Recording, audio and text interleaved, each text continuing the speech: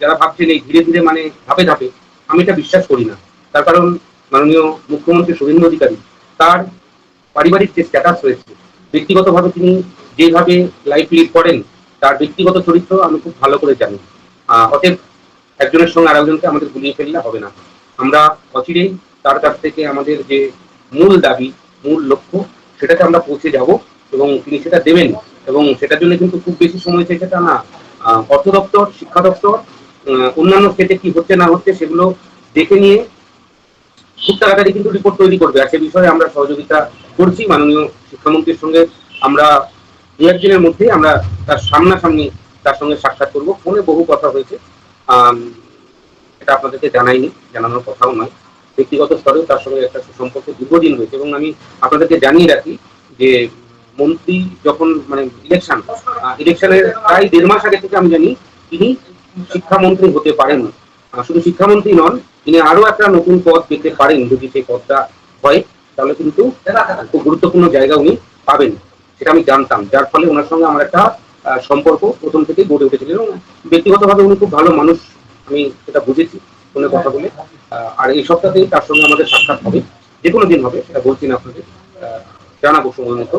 এবং তার হাতে আমরা অন্যান্য স্টেটে যে পরিস্থিতি রয়েছে, SSA teacher, SSA staff, SSA কর্মচারী, তাদের যে স্ট্যাটাস রয়েছে, পুরো স্ট্যাটাস আমরা লিখিত আকারে তার হাতে তুলে দিতে চলেছি এবং মাননীয় মুখ্যমন্ত্রীর সঙ্গে একটা সাক্ষাৎ এই সপ্তাহের মধ্যেই আমরা আশা করি করতে পারবো। এই বিষয়ে চেষ্টা চলছে, আমরা আশাবাদী তার সঙ্গে আমাদের সাক্ষাৎ হবে। তো সেটার দিকে আমরা তাকিয়ে থাকবো এবং যাতে এটা আমরা রিসাফল করতে পারি আগামী কয়েকদিনের মধ্যেই, যে স্যালারিটা যদি আরেকটু হাইক করানো যায় সেই চেষ্টাও করবো। এবং সেই সঙ্গে আমাদের আরো কিছু ছোটখাটো যে সমস্ত দাবিগুলো রয়েছে, যেমন অবসরকালীন বেনিফিট এবং যারা অবসর নিতে চলেছেন বা আগামীতে নেবেন তাদের যে দাবি দাওয়াগুলো আছে সেটা নিয়েও আমরা চর্চা করব, আলোচনা করব। আপনারা অনেকে চেয়েছেন ম্যানেজিং কমিটির সদস্য হওয়া, সিসিএল ট্রান্সফার, এগুলোও অনেকে চেয়েছেন। অতএব তাদের প্রত্যেকের দাবি দাওয়াগুলোকে নিয়েই আমরা মুখ্যমন্ত্রীর সঙ্গে আমরা বসার চেষ্টা করছি এবং খুব তাড়াতাড়ি আমরা বসবো। আপনারা নিশ্চিত থাকুন, নিশ্চিন্তে থাকুন। পার্শ্ব শিক্ষক ঐক্যমঞ্চ তার সর্বশক্তি দিয়ে বিগত দিনে যেমন ভাবে কাজ করে চলেছে, আগামীতেও ভরসা রাখতে পারেন। হ্যাঁ, অবশ্যই ভরসা ইন, ভয় আউট। আমি আপনাদেরকে কথা দিচ্ছি, ভরসা ইন। যারা ভরসাকে আউট করে ফেলেছিলেন আমি তাদেরকে অনুরোধ করব ভরসা ইন করুন এবং এই সরকারের কাছ থেকে আমরা আমাদের সর্বোচ্চ যে দাবি সেটা আমরা নিয়ে আসবো। আমরা আরো যে বিষয়গুলো আজকে আপনাদের সামনে তুলে ধরবো সেটা হচ্ছে আগামীতে ভাতা বৃদ্ধি নিয়ে যেমন ভাবে আমরা লড়াই করবো। ইতিপূর্বে আমি দেখেছি বেশ কিছু জায়গায় একটা জল্পনা তৈরি হয়েছে যে 2019 সালে নাকি সরকার 5,000 টাকা ভাতা বৃদ্ধি করতে চেয়েছিলেন। মাননীয় তৎকালীন শিক্ষামন্ত্রী পার্থ চট্টোপাধ্যায়ের সঙ্গে বৈঠকে নাকি এরকম একটা বিষয় উঠে এসেছিল। আমি আপনাদেরকে বলছি এরকম কোনো বিষয় আমার জানা নেই। অন্য কোনো নেতৃত্ব জানেন কিনা সেটা আমি জানি না, ওই মিটিং এ পুরোটা টাইম আমি ছিলাম। এটা নিয়ে একটা অপপ্রচার অনেকেই করেন, মাঝে মধ্যে এটাকে গুছিয়ে তুলতে ইচ্ছা করে অনেকে ইচ্ছাকৃতভাবে। আর সে প্রচেষ্টা শুধু এরকম ভাবে নয়, বিভিন্ন ভাবেই করা হয়েছে আমাদেরকে দমিয়ে রাখার জন্য, দমন করার জন্য। আমি আপনাদেরকে অ্যাসিওর করছি এরকম কোনো বিষয়, কোনো আলোচনা আমাদের মধ্যে হয়নি। অন্যান্য যারা নেতৃত্ব ছিল আপনারা তাদের সঙ্গে যোগাযোগ করে দেখতে পারেন। আমার মনে হয় না কোনো নেতা এত বড় মিথ্যা কথা, ভাওতাবাজির কথা বলবে। কয়েকজন উচ্ছৃঙ্খল, নিজেরা হালকা নেতা ভাবেন, তারা এগুলো করে বিতর্ক বাড়ানোর চেষ্টা করে, আমাদের মধ্যে একটা বিভ্রান্তি তৈরি করার চেষ্টা করে। আমি আপনাদেরকে দায়িত্ব নিয়ে বলছি এরকম কোনো কথা ওই সময়ে হয়নি।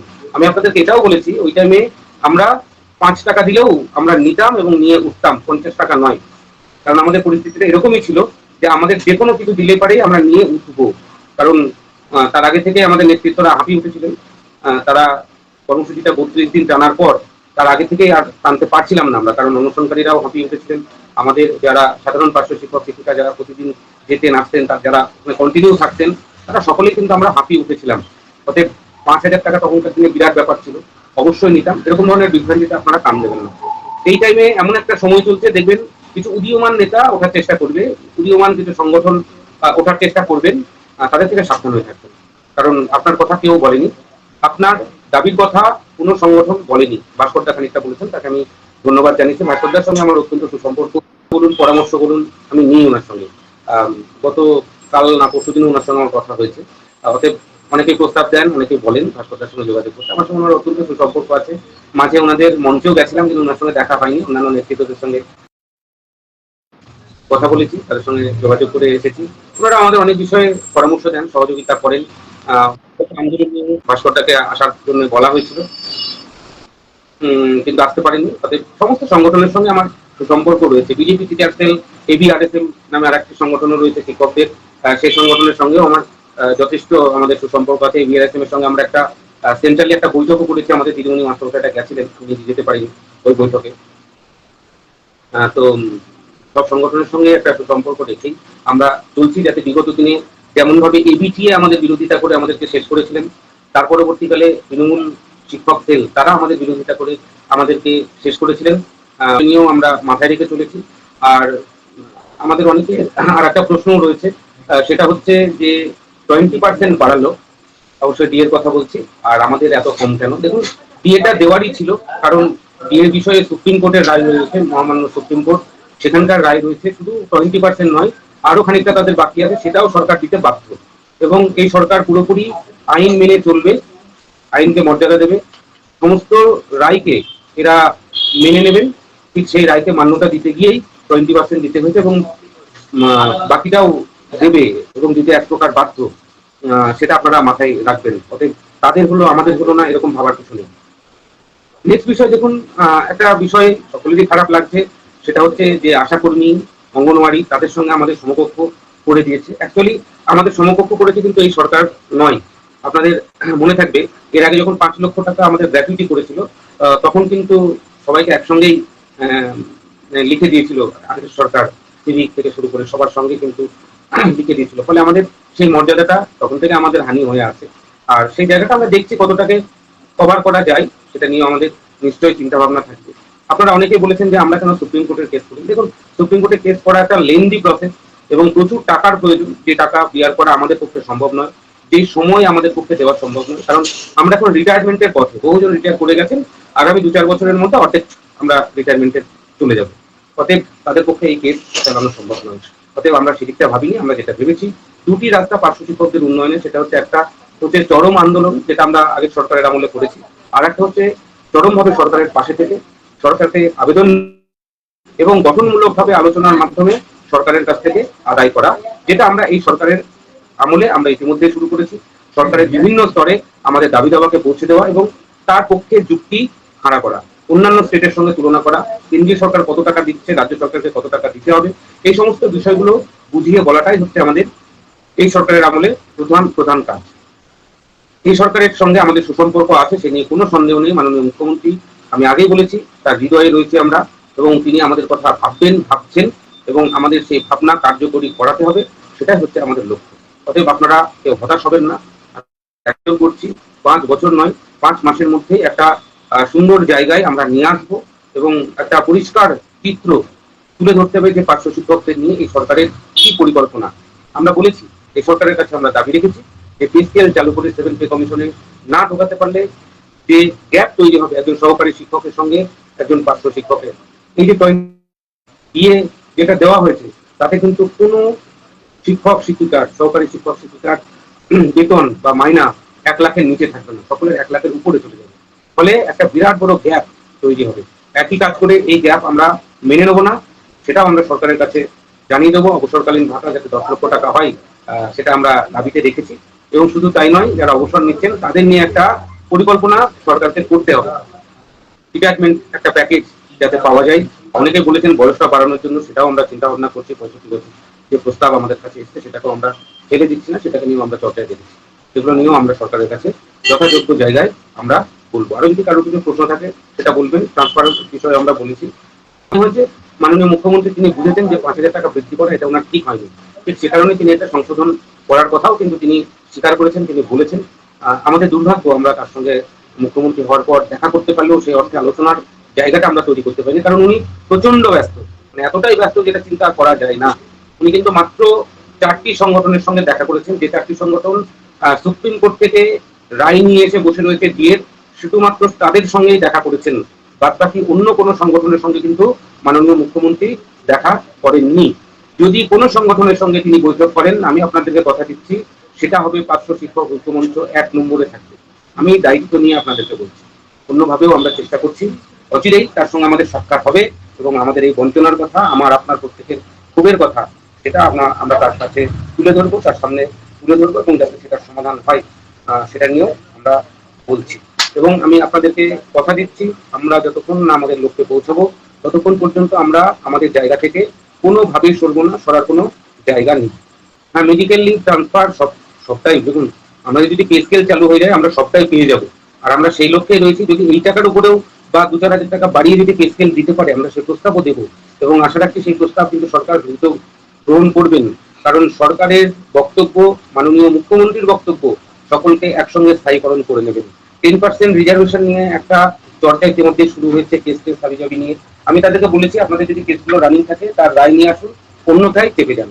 তার কারণ হচ্ছে বিগত দিনে যে পরীক্ষাগুলো হয়েছে সেই পরীক্ষার প্যানেল পুরোপুরি কিন্তু সরকার অলিখিতভাবে বাতিল করে দিয়েছে, এটা মাথায় রাখুন।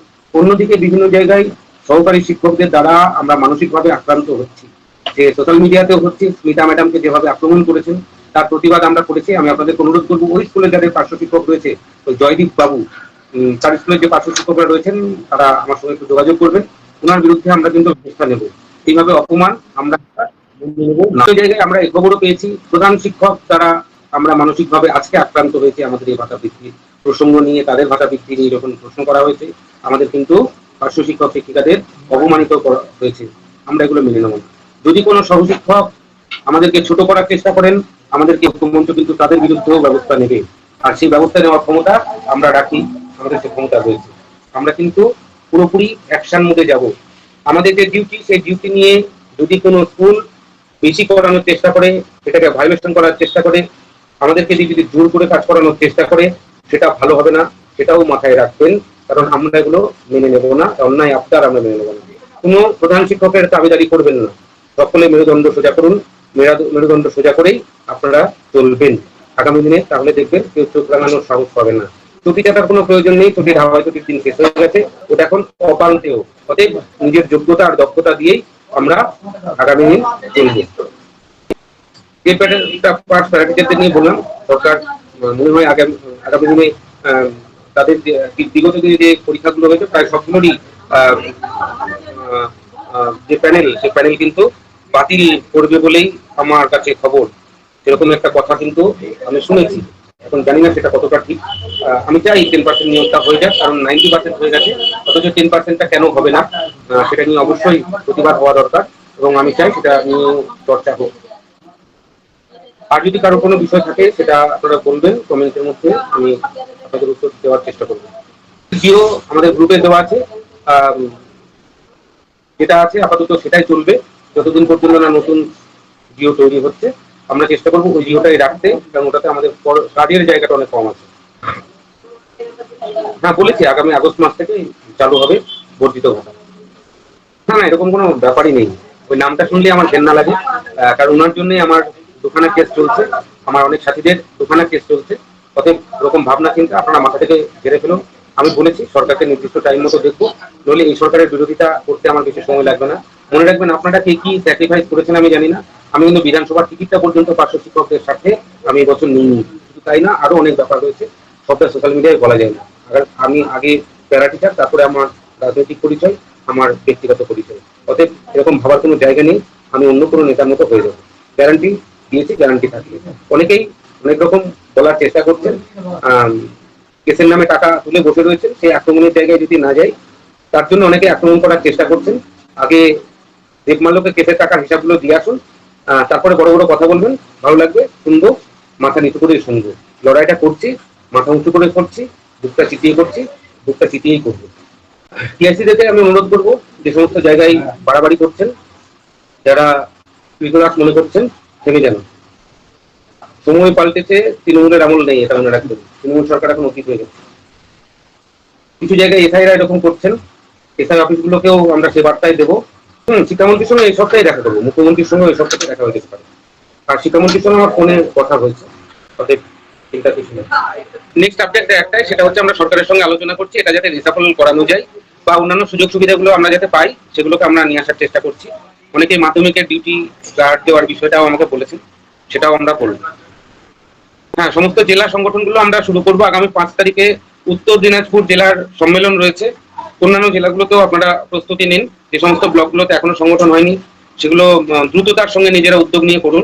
আমাদের জেলার কনভেনার রয়েছে, তাদের সঙ্গে যোগাযোগ করুন এবং তাদের সঙ্গে যোগাযোগ করে সংগঠনকে মজবুত করুন।